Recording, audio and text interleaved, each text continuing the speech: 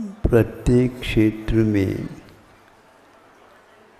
भिन्न भिन्न प्रकार के कार्य होते हैं और उनके प्रतिफल परिणाम भी भिन्न भिन्न निकलते हैं। उसी प्रकार धार्मिक अनुष्ठान के भी परिणाम भिन्न भिन्न तरह तरह के विशेषता को लेकर के मिलते हैं। इतना अवश्य है वह परिणाम देखने को उपलब्ध तब होते हैं जब वह व्यक्ति अनुष्ठान करने वाला वहाँ पर जा कर के जन्म ले लेता है। उस व्यक्ति को देख करके कई प्रकार के मन में परिणाम आ सकते हैं। हम भी इसी प्रकार यदि करते तो संभव था परिणाम हमें भी मिल जाते।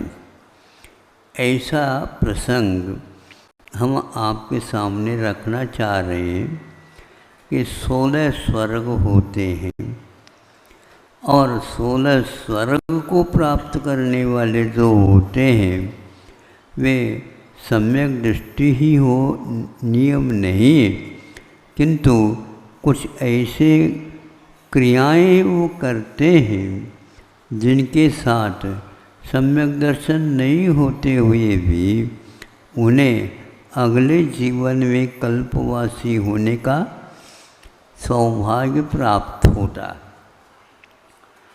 आप महाराज सौभाग्य कैसे कह रहे हो, ये तो सामान्य स्वर्ग की बात है। समय पर इसका फल आपको ज्ञात हो जाएगा। यह 16 स्वर्ग तक तो हम चले गए और वहाँ पर मिथ्यात्व के साथ होते हुए भी कुछ अनुष्ठान उन्होंने यहाँ पर से किए हैं जिसको प्रतिमा बोलते हैं। उन प्रतिमाओं के पालन करने से उन्हें इस प्रकार के ऊपर जाने के फल मिल जाते हैं। अब एक ऐसा भी स्थान है जहाँ पर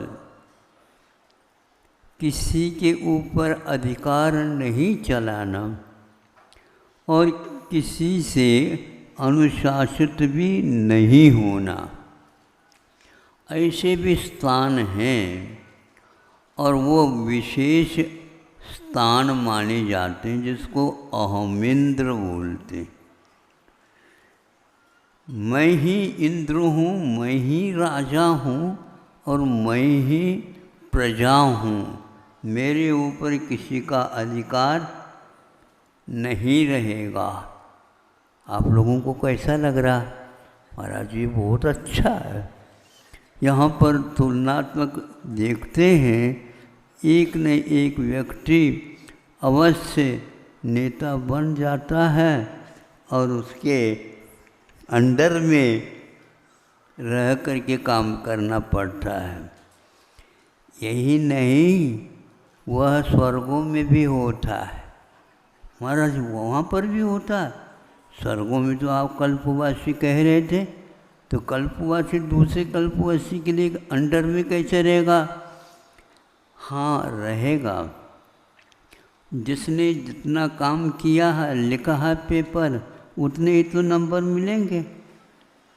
उनको हमने वहाँ तक तो भेज दिया, वो अपने ही कार्य से गया, लेकिन वहाँ पर जाने के उपरांत किसी को घोड़ा बनना पड़ता है, किसी को हाथी बनना पड़ता है, किसी को हंस बनना पड़ता है, किसी को और बनना पड़ता है और किसी को सारे विमानों को घुमाना पड़ता है। कितने विमान हैं? असंख्यात विमान हैं।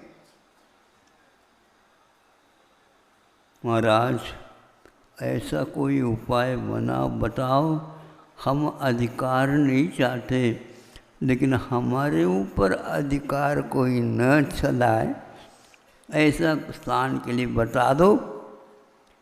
जो जितने भी इंद्र होते हैं वो सारे के सारे ऐसे ही होते हैं, किसी से अनुशासित नहीं रहते, लेकिन कुछ लोगों को पाठ दिलाने के लिए उनको अधिकार दिया जाता है और वहाँ पर भी यह कार्यक्रम चलता। 16 स्वर्ग तक ये व्यवस्था चलती है और ऊपर ऊपर उनके परिग्रह यानी पंचेंद्र के विषयों के भोग सामग्री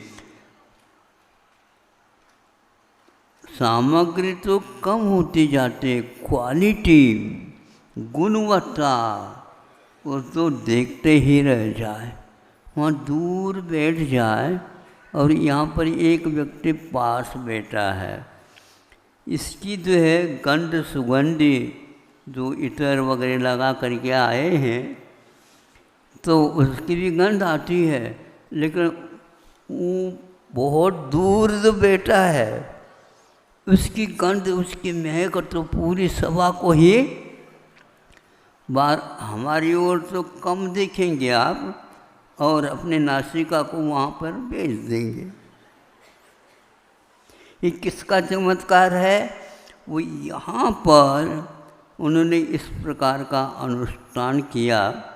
दूसरे के ऊपर जो अधिकार नहीं चलाना चाहता उसके अधिकार में वहाँ पर भी हजारों करोड़ों देवी देवता पलते हैं, किंतु वह एक स्थान जहाँ पर अहमिंद्रिय रहता, अनुशासन किसी के ऊपर नहीं करता और मिथ्या दृष्टि भी वहाँ पर कोई भी मान लो होते हैं वो भी किसी से अनुशासित नहीं होते।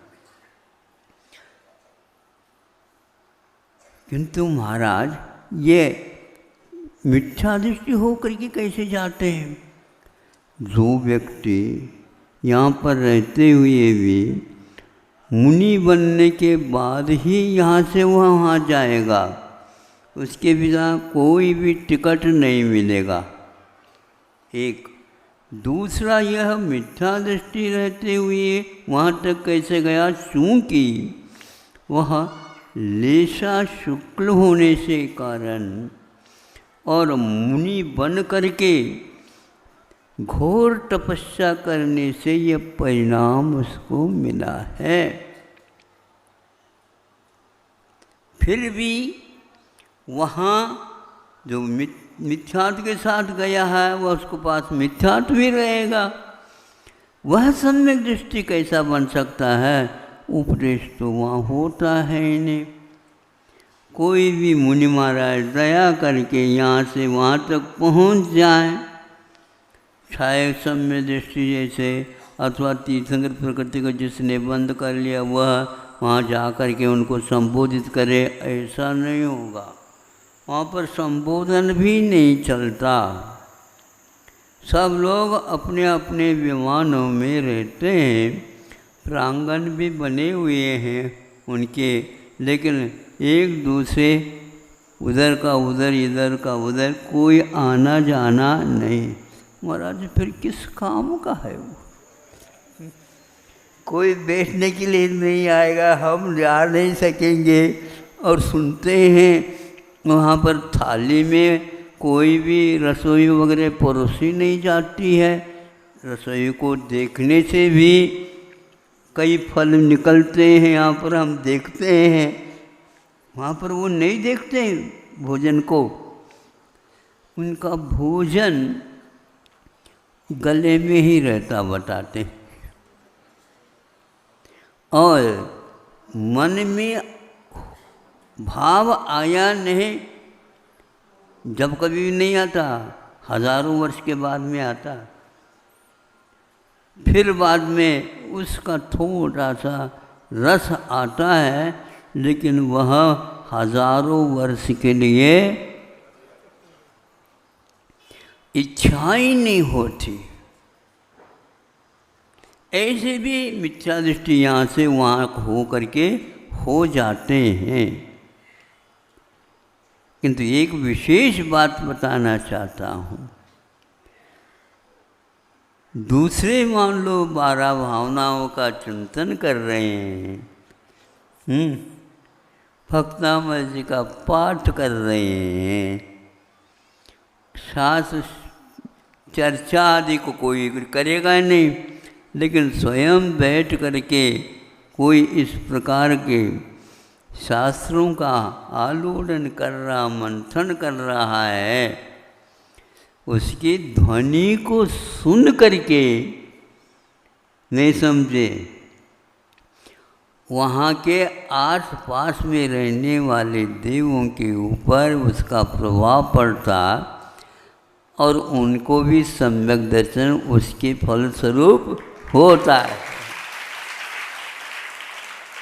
हाँ, आप लोगों ने ताली बजा दिया, जो नहीं बजा पाए उनके मन में भी भाव होते हैं, देख करके होते हैं कि नहीं होते हैं। उसी प्रकार मिथ्या दृष्टि भी सम्यक दृष्टि हो सकता है, होता है।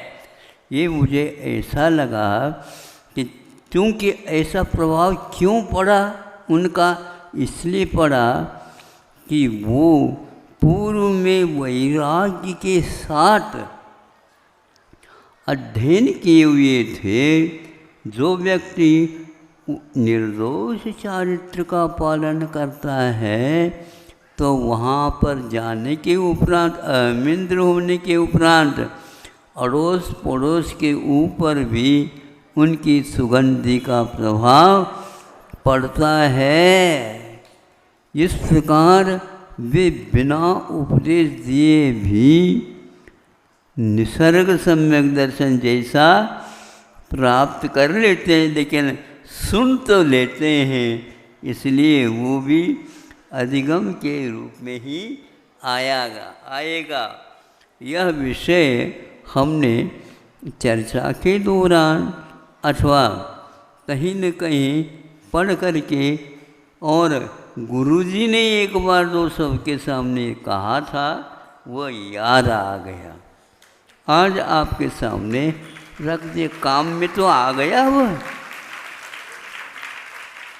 इसको सुनने से लोगों को सम्यक दर्शन उत्पन्न होता है। लिए सम्यक दर्शन के साथ वैराग्य का जो आलोड़न किया, उसका अहमिंद्र होना हो गया, ठीक है, किंतु प्रभाव भी वह आज तक विद्यमान है।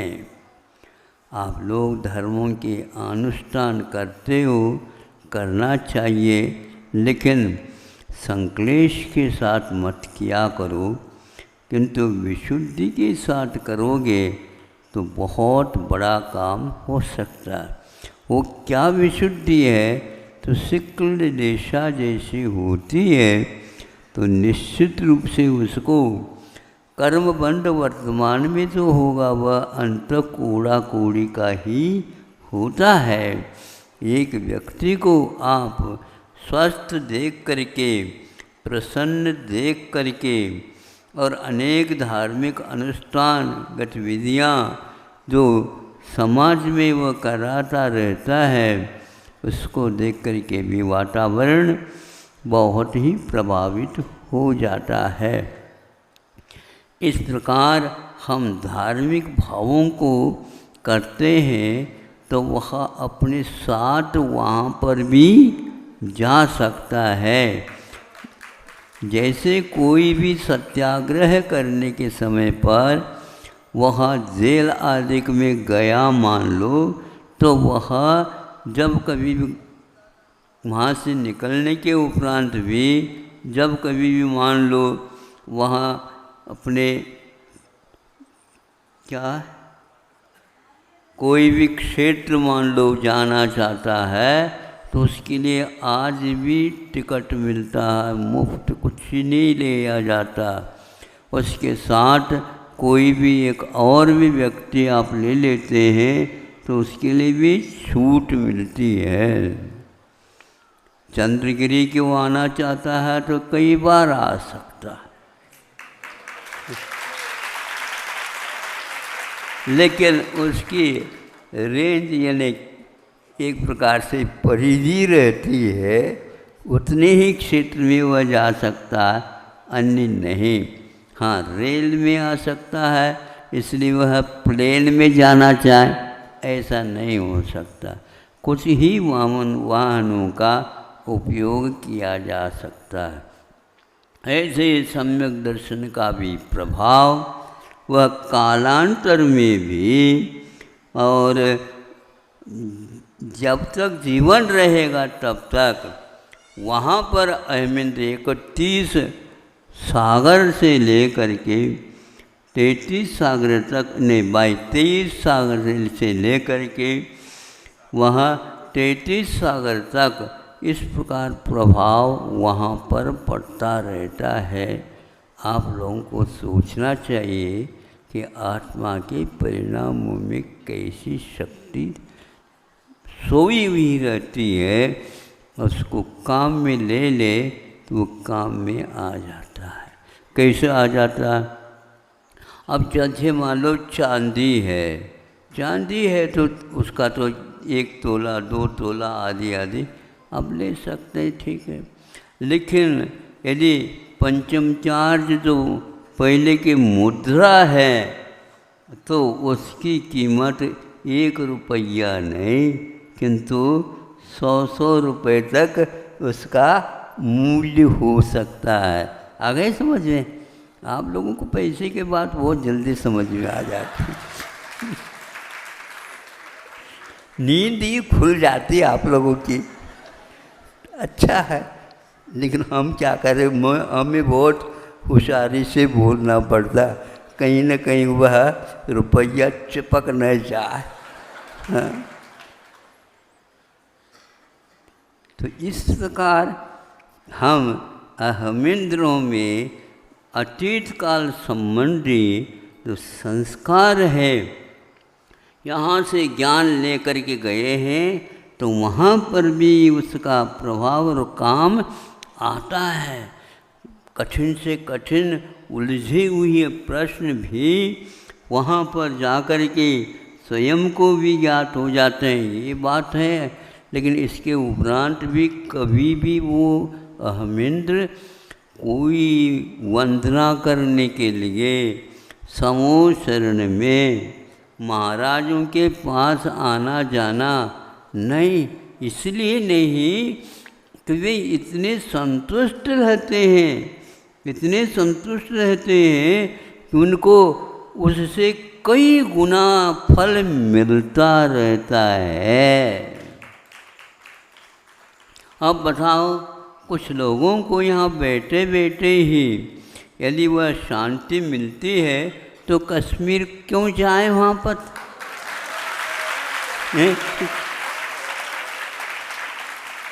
नहीं समझे? अब आप भी जाओ, कश्मीर जाओ, बीच में मान लो और कोई भी गड़बड़ी हो गई तो उसका भी फिर लाभ मिल जाएगा, बुराई का भी और अच्छे का भी।